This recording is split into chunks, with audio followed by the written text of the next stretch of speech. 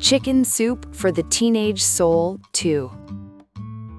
Give Random Acts of Kindness a Try by Melissa Broeckelman. One dismal evening, just a few months ago, when the sky was dark and the streets were covered with snow, I had nothing specific in mind and wasn't sure what to do, since it was one of those chilling nights that leave you feeling a bit blue. I shuffled through a few papers and picked up a book. Without giving it much thought, I decided to take a look. It was one of those volumes filled with dozens of stories that told tales of victories, failures, and special glories. There was an account of a boy who went to school and learned, and another of a girl who got the toy for which she yearned. Then I came to a story about someone just like us, who decided to spend a day doing random acts of kindness. Every thoughtful gift and kind word said with grace brightened someone's day and left a smile on their face. I sat back to ponder the story and came up with a thought. If everyone tried to share some happiness and kindness, wouldn't our world be so much more pleasant than it is now? When a few more smiles and time for others we'd allow. I baked a batch of cookies today, and I know a lady down the street who I'm sure would love a few moments' company and a home-baked treat. And her lonely neighbor, who always seems a bit sad and gray. I think a nice visit from someone would just make her day.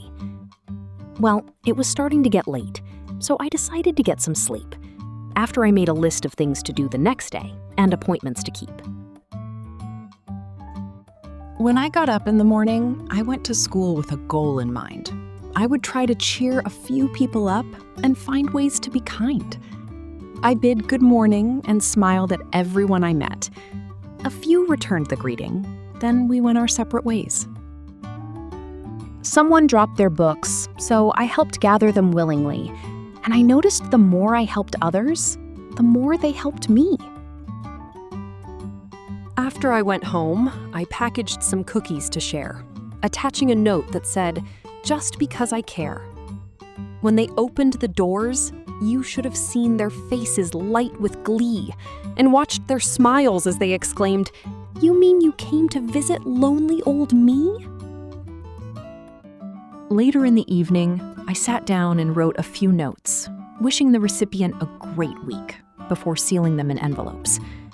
Then I took a few moments to think about my day and realized I received even more joy than I had given away. Because every time you smile or use a cheerful word, the warmth of that kindness penetrates into your own heart. We're only given a short time to spread some cheer before we die. So why not give random acts of kindness a try? Hit that like button and subscribe for more heartwarming stories from Chicken Soup.